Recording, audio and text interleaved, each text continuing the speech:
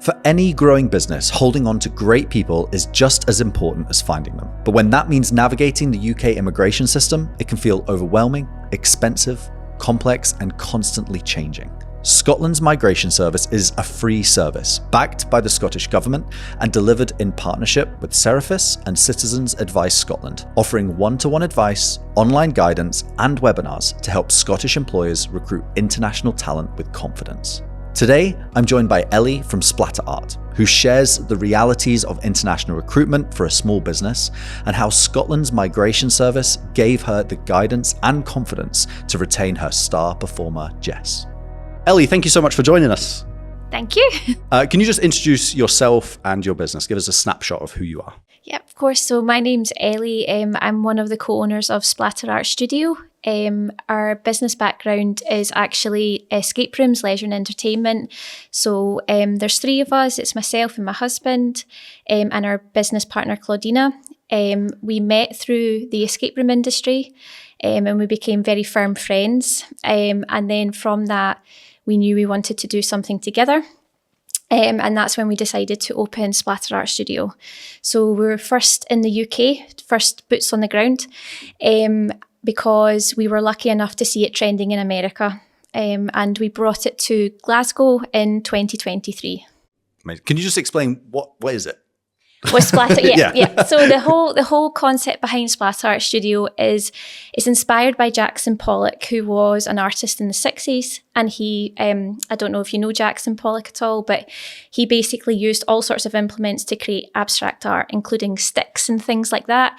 So we've got beautiful splatter sticks, which kind of mimic his style. The idea behind Splatter that we wanted to do was it was truly accessible for anybody and everybody, from children right through to grandparent age. So the idea behind it is that you come along, you get your poncho on, your booties, your goggles, you get a nice briefing at the start, access to all the paints and the tools in the studio. Splatter guns, splatter sticks, loads of colours, squeegee bottles that you can chuck on the walls, and you get to create your own abstract piece of art, which you then take home with you. So we used to brief people and say, if you make a beautiful piece of art, you can put it in the living room.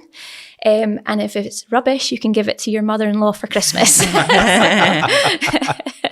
So that's the idea behind it. Great. Yeah. And so you set up your first site in Glasgow, is that right? Yes. Okay, and when it came to growing your team and having staff, you found Scottish Migration Service? Yes. So I'm keen to see or hear how you got to that, what led you to it, and how did you find it? Yeah, so we opened in April 2023, and in the beginning, because it was such a new concept, and we only kind of saw it from afar, overseas, and we couldn't go and visit a studio or something that was not accessible to us.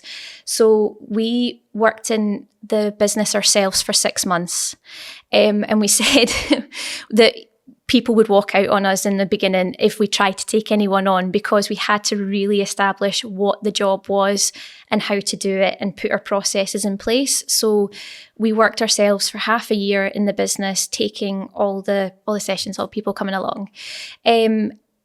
So Jess was one of our first employees. So we took our first employee in September and she joined us in the November. So she was literally like the second person to walk through the door to work with us.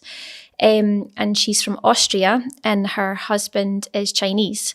When it was apparent that Jess, was about to leave us, we went into the whole idea behind could we do it? Could we put her through her skilled worker visa so that her and her husband could stay? So that's how we found Scotland's Migration Services, so that they could help us through that process. So tell me about how Scotland's Migration Service helped you navigate the process of Jess joining you. Yeah, sure. So Jess and her husband were here together. She was on a spousal visa and he was on a graduate visa for a financial company. He did have a sort of promise from that company that he would go on to get a worker visa. But unfortunately, that fell through. And so we were left with them not knowing what to do. And her spousal visa was going to run out. So that's why we then started the process of thinking about, could we actually support her and put her through a skilled worker visa as well? I could not have done it without them. Like, essentially, I feel very lucky from start to finish with the whole thing, because you get 3 free advice appointments. So I took the first one with Robbie, who's a lawyer, who sort of walked me through the whole process. And he was very patient with me. He just, had a chit chat with me, walked me through what it would look like. And then at the end, he wrote up a lovely email to say that, if this is what you want to go ahead and do, this is exactly how to go about it. And if you want to ever pick up the phone again, just let me know. So I absolutely did pick up the phone again, and I used all 3 of those advice appointments. And then once we were all ready to go, I decided to go back to Robbie and take it from there. And we went through the whole process. And what does that process actually then look like? What are the sort of steps in it? So there's big applications that he helps you through. So there's a whole process for the employer, and there's a whole process for the employee as well. And he helped us with both services. What you have to do is obviously, like, we have to apply to become a company that can accept people for skilled worker visas. So that's like sort of one half of it. And then the other half was Jess going through the process of being somebody who would be taken on by a company because they're a skilled worker. So it was in 2 halves, and it was I'm not going to lie, it was a lot of work, especially for a company like of our stature and size, but in a way what they did is they helped us to get a lot of processes in place as well that's kind of just helped us going forwards, like especially like HR, so like we went right through our HR processes, and you can imagine when you're starting out, it's just a chuck an ad on Indeed and like hope for the best kind of thing, and now we know exactly what to do with right to work checks, and how to take on people and try and upskill them, and then also just sort of like your paper trail of your HR systems as well. It sounds like Jess is a great employee if you've gone to this time and trouble to do all that. Tell us about how she is in the business now. What impact has she made to you? Oh, it's been massive. It's just having someone in your business that cares as much as you do. So I think that's the best way to describe it. That she was a breath of fresh air when she walked through the door, and I think she was also patient with us, like we are scrambling around and learning as we go and what to do, and then she was like sort of learning alongside us. She's been really valuable people manager because she's very, very good with people, and that's helped us with staff retention, and keeping people in, pretty much our Glasgow studio. They say they're in with the bricks, even though we're only 3 years old. But, they're just like, oh, we've been here from the start, and, they have no intention of sort of moving on. And so she's a great people manager. She's really interested in the social media side of things. So I hate social media myself, so I couldn't like be bothered with it. But she's so into it, and she is the face of the company as well. If you go onto her Instagram, it's her that's like doing a lot of the videos and a lot of talking. So it's herself and my business partner Claudina. They do all the social media, but she's kind of like a good all rounder for all of us. So there's 3 of us in this, like, owners. We're all very different personalities, and she's like the cowboy that rounds up the bulls. So like, and she'll always say, I'm sorry for hassling you. I'm like, no, you're never hassling me. You're actually holding me accountable to do my job. So like, sometimes I sit across from the table with Jess and I'm like, she's the boss. Do you know, like, that's how I feel. You're okay with that? Yeah, and I'm fine with that. That's grand. Like, she needs to do it. So yeah. As you're moving multi-site now, how will her role progress in the company? Do you see it changing? So yeah, Yes, I think so. So she has been going between Edinburgh and Glasgow, and what we're trying to do at the minute is get very good team leaders in the door so that her workload can alleviate by having like good on-site managers who will run the venues, and then she can just check in with them. But we've just taken keys to Manchester and Newcastle, which is terrifying. But so I think she will be regional between the sites, and her role will be to help us to get those sites up and running with the right people in the door as well. And then she'll do the check-ins as well, and then hopefully help to manage the social media between all the venues too. So amazing.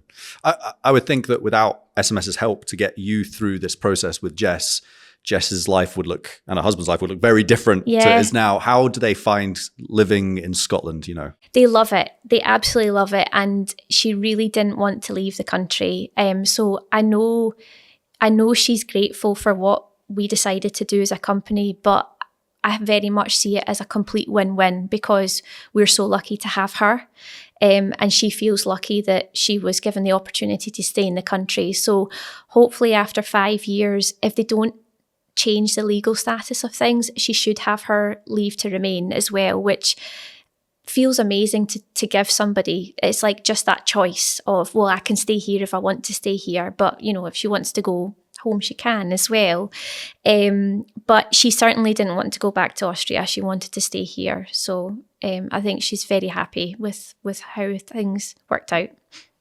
So Ellie, were there any concerns you had about the process of hiring internationally before you came across Scotland's Migration Service? I just had obviously an anxiety that you're going to be able to, because there is a big, overhang of legality and the idea that if, there's a responsibility on you as a company that you have to be held to standards, and that if you're going to employ people from different countries and put them through skilled worker visas, then it's red tape. It's just the idea behind the red tape and the hoops that you have to jump. And what SMS helped us to do was just every step of the way, we just went carefully through each hoop and it was explained what was going on. And then we, Robbie made sure that everything was tickety-boo before we did any sort of submission, and I would have been lost without that help. I would never have known what to do myself. Well, amazing. Sounds like a great service. Yeah. So tell me how Scotland's Migration Service has changed your confidence in hiring internationally. Well, it's given us what's nice about, because we naturally do hire a lot of people on visas, and I'm not sure why. We go through the same sort of interview process that probably most small businesses do, where you put on an advert, you do a first round of video interviews, then you do a second round of in-person interviews, and then you ultimately go to hire the person you think's correct for the job. And for whatever reason, a lot of the people that we find correct for our jobs are international, whether they're students or they're here on a sort of 2-year visa, just to, they're just the right people that we seem to get through the door. So I think what's nice about what we've done is we've obviously got Jess and we can retain Jess, but we also have tickets to do it with other people should somebody show that potential and need in a similar situation. And so if there's any other Scottish businesses sitting out there thinking about hiring internationally, what advice would you give them? I would advise them to definitely do their research, do your number crunching, because it's not a cheap process.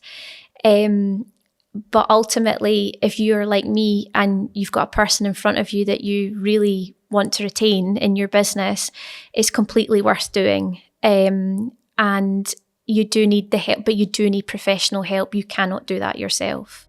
Amazing. Ellie, thank you so much for coming on, sharing a little bit about SMS and how it's impacted your business. Yeah.